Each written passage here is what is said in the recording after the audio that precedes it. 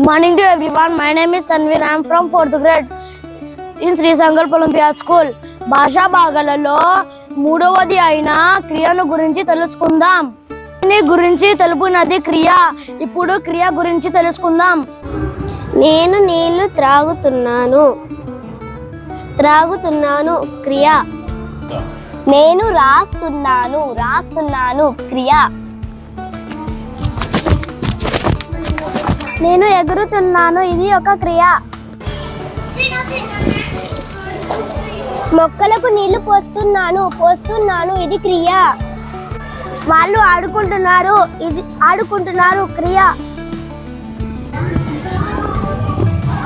మేము ఊగుతున్నాము క్రియ. పువ్వులు కోయుచున్నాను క్రియ.